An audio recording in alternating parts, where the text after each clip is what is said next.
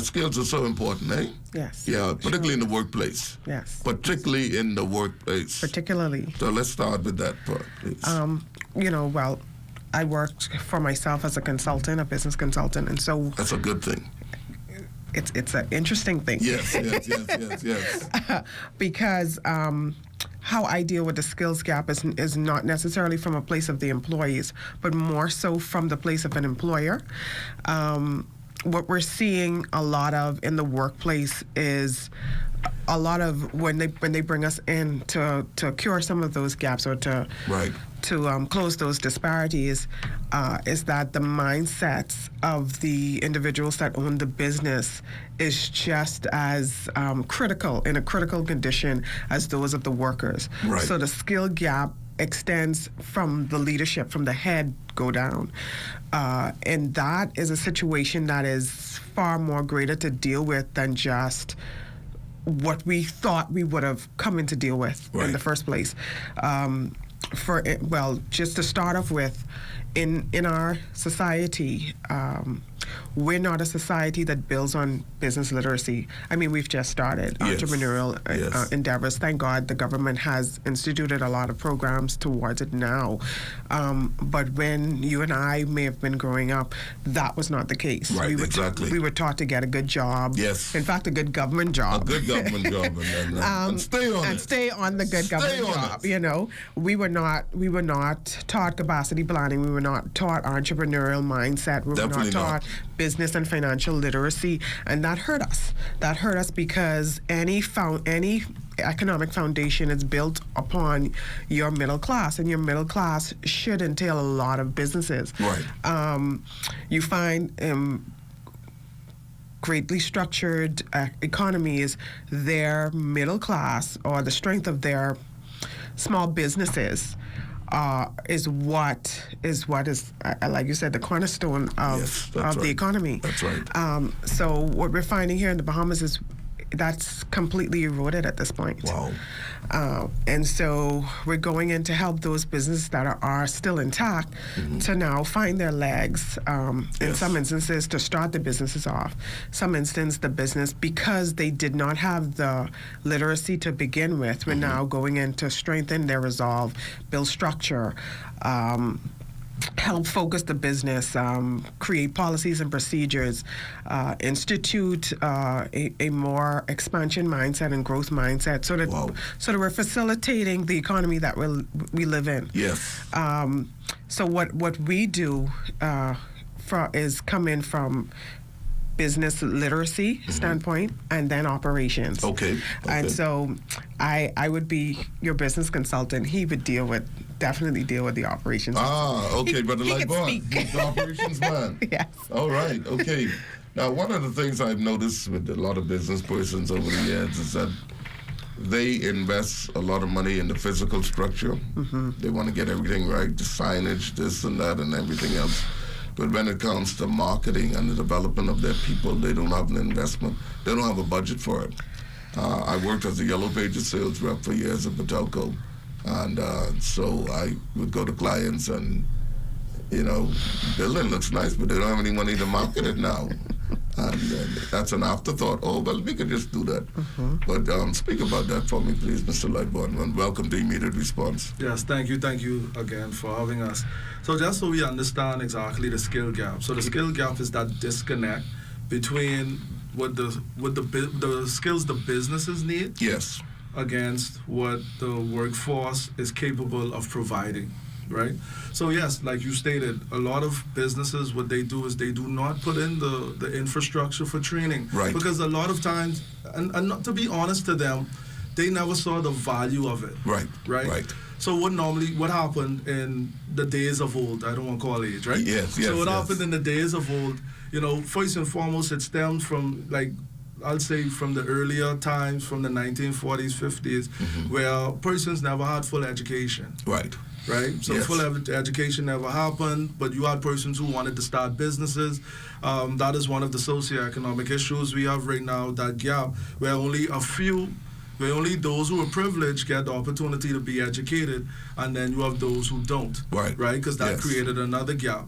The challenge with that is what is the numbers? Is it proportionate? So you have more persons who are not educated, right? So let's now move forward, which we are feeling, the repercussions of it in most cases. Yes.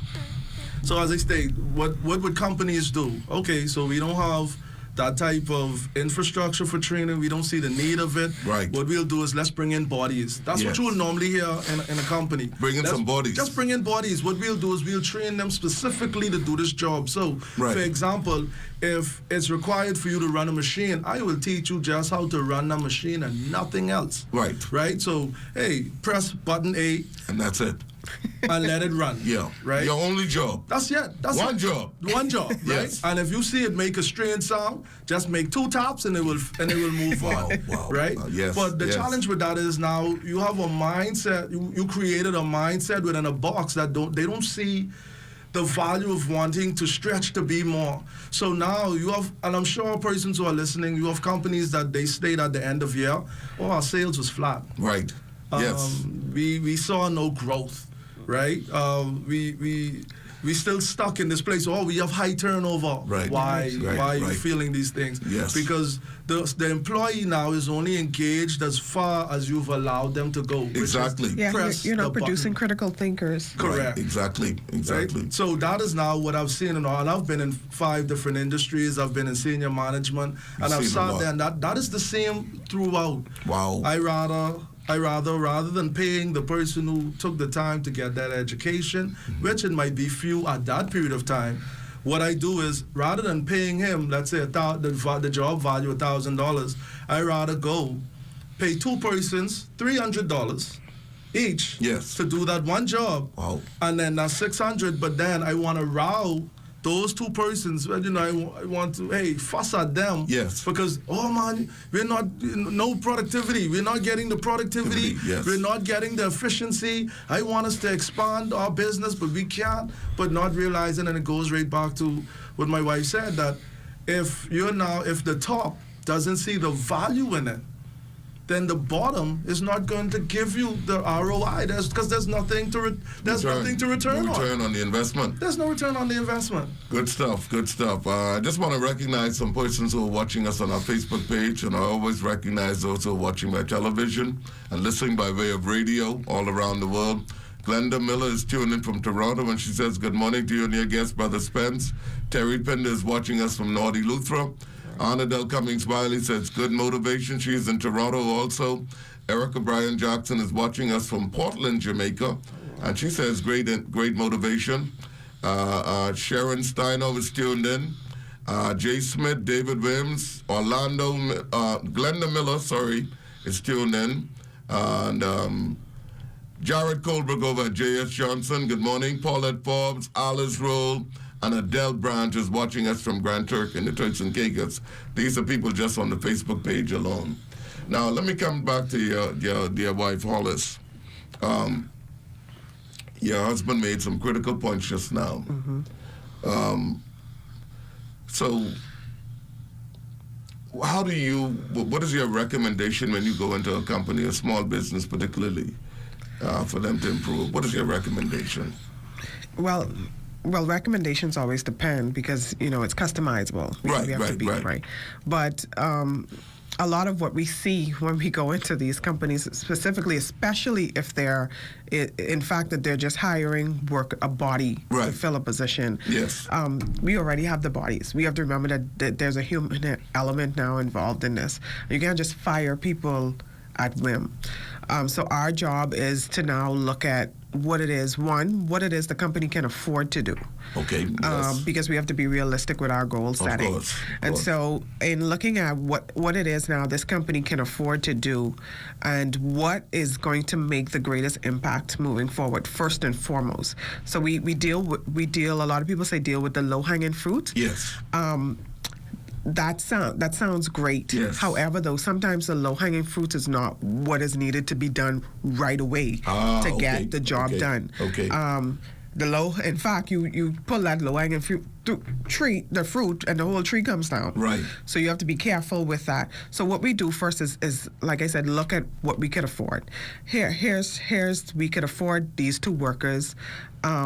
we look at the structure of the business. 9 times out of 10, there is no structure. Wow.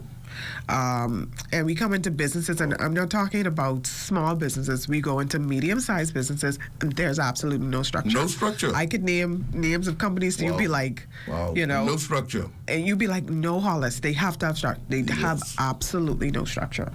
So now we're coming in trying to create a financial structure, an administrative structure, human resources, setting up tunnels that allow us to do the things that we need to do to get the job done. Right.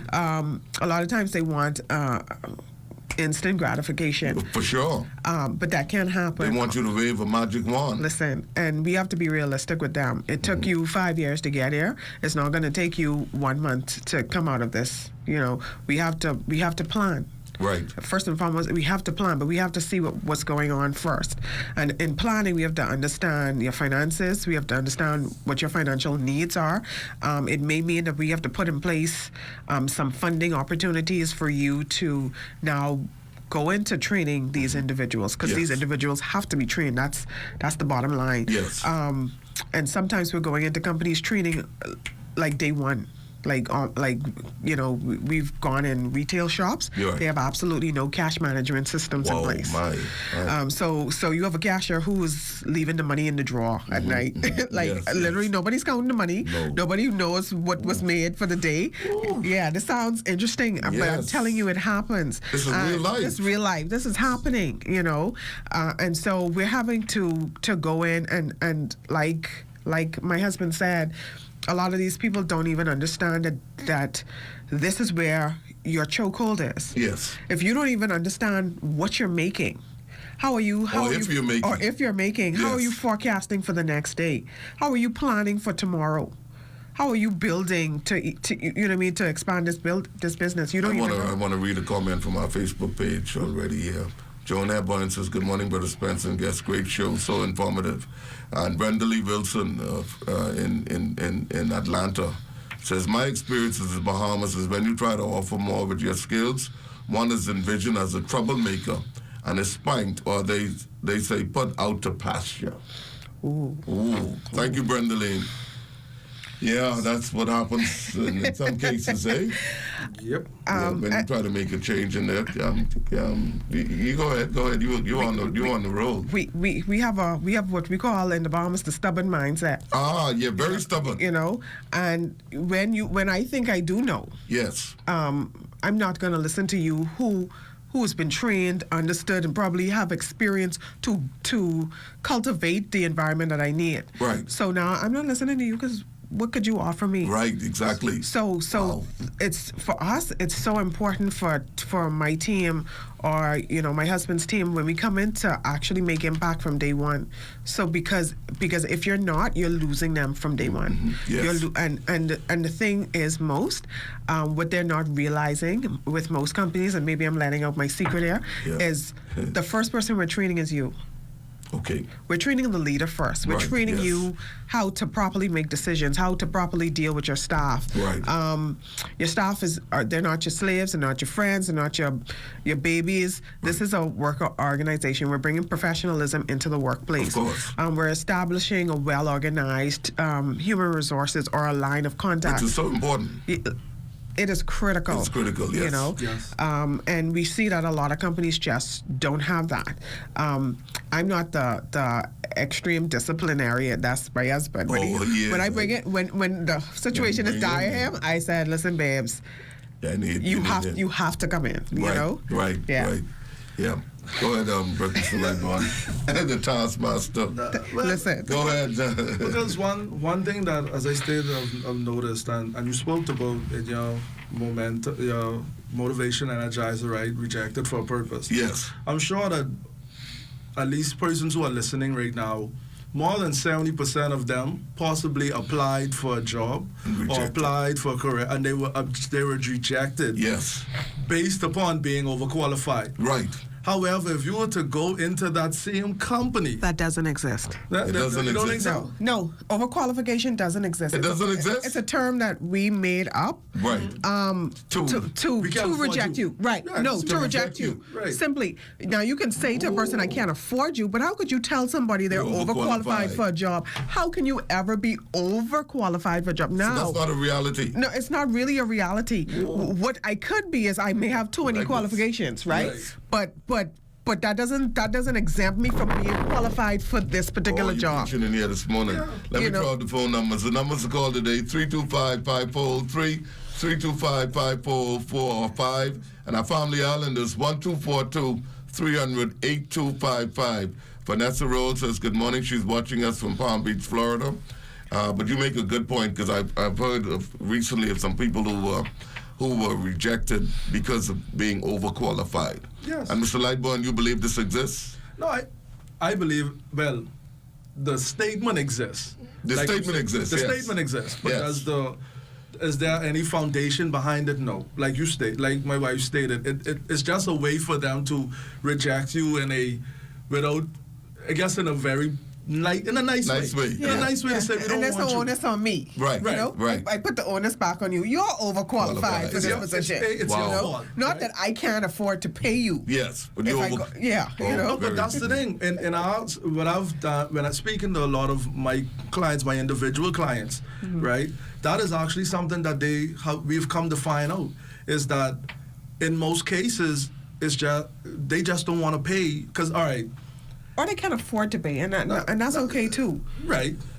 But then you have to just be careful on what it is that you're looking for, or have an idea truly of what you're looking for. Well, part of our issue, and I know you and I have discussed this several times, part of the issue is they don't even know what it is that they require from their staff. Correct. There's like I said, there's been no strategic planning for the business. Right. They've not developed a business plan. They've not developed a business model or a concept for the business. They have absolutely no vision. They pull down a vision statement from Google Right, or right, today right. ChatGPT. Yeah. Wow, There's wow, there's no actual planning involved with what it is they want this business to look like All or this- where it has to go in the future. Yes. So when you're starting off, I just have an idea. And I think this could work. And Right. this is the average Bahamian. I have an idea, and mind you, Bahamians are brilliant. We're extremely creative individuals, and you'll find that a lot of us have brilliant ideas. We have no idea how to create a business from the idea or concept that we have. Yes. Let me Good play stuff. devil's advocate on that. Yeah. Go ahead, Mr. Because now Lightborn. that is the point from an employer, right? Yes. Right. So now let's look at the point from the employee, right? Because that's where I put some of the onus also. Right, agreed. One thing I've noticed is that we are very tied up on titles, right? We love Yes. that. We love Love titles. titles. Yes. We love titles. So a company brought out the other day that they're looking for a warehouse manager, right? Give an example. But when you look at the duties, Yes. the duties are that of a warehouse clerk, Wow. right? Yes. But because they know that, hey, We love titles. we love titles. Yes. All right, so what I'll do is I'll tell them, I give you only $300, man, use the warehouse manager, use Wow. big boss. Yes. You ain't really no boss, but you big boss, Yes. right? Because I want you to do this, do that. So And now... they jump on that. We find the opposite too, yeah. though. No, but they Where they jump on have it. because they only could pay for an office clerk, or they put office clerk, but they really need an office manager. But simply, they can't put clerk. Well, these that have learned, you can't put manager for clerk. So they say, okay, let's say clerk, because we're gonna only pay them $300. Wow. Good stuff. Well, then say I just want to read a comment from Rita Bow. Rita Bow says, Spence, it's nice to have a man and wife on your show. They're both doing a great job. Thank you, Ms. Rita. Bow. Thank you, Rita. Max Mercy is tuned in, and Nelson Lord is tuned in. Marissa Mason Smith, my friend, says, congratulations to this team for peeling the layers of the onion and for exposing this critical area. I salute them for sharing the truth. Thanks, Marissa. Thank you. Thank you. Yeah, Marisha is We appreciate that. she's a Thank you human very resources guru. But that's some interesting stuff we just had just now. But we also have a problem, Mr. Lightborn, with productivity in the workplace. Oh. Have you ever tried to reach anybody at work around in this town? You call, and you have to call strategically. You call early in the morning, they haven't arrived as yet. You call back late, and they stepped out, and then you call back later, they're gone for the day. When do we get things done? When do we get things done? It's a question for both of you. I'll let Mr. Lightborn start first. Productivity in the workplace. Well, I'll say, especially from the example that you gave, well, we've seen productivity and efficiency slowly dwindle. Yes. And I got to be careful how I go here now, because majority of the companies that exist within the Bahamas are family companies. Okay. Right? Yes. They're family-run companies, and a lot of times what persons are doing, history has stated that by the third generations, normally these companies go down. Right. And we try to figure out why. The case study of why. Why. Right? And this happened a lot because they really just are taking up the how they watched their parents did it. Ah, yes, right? yes. There was a joke inside one of my communities that stated that if you're looking for innovation and creativity, do not put a CFO in charge of your company, because they're only looking at the for finances. the bottom dollar. Yeah, the bottom line. And then what too happens is, one thing that we always discuss, what we are very intentional about, is understanding the why. Yes. If I was to come to you right now and say, you know what, Mr. Finlayson, why do you do this show? Yeah, what is the why? What is your why? Yes. If you go to companies right now, they've lost that. Right. And because they lost that, they only pay attention to the bottom dollar. So now let's go to the question which you asked. When it comes to productivity is down. Yes. Okay, so I'm paying somebody $300 to do this job. The job is valued at maybe about $450. So I have to figure out, one or two things I have to be able to live by, because now, one, I don't want it the same as if we have such a high turnover. And also, if I was to go right now and bring somebody else in, especially the generation that exists, yes, then I don't really want to pay them that amount of money that they're looking for also. So I have to be able to, it's a give and take on their end. The give and take is, well, you know what, because salary is the highest expense that exists within a company. It should be, right? Yeah, it should be, yes. So now something is going to give way. And if you're not now producing training, because we've seen customer service in the country itself deteriorate. Very much so. Very much so. From the time whereas persons, I go into the food store now, and I'm not going to call any names. No. Food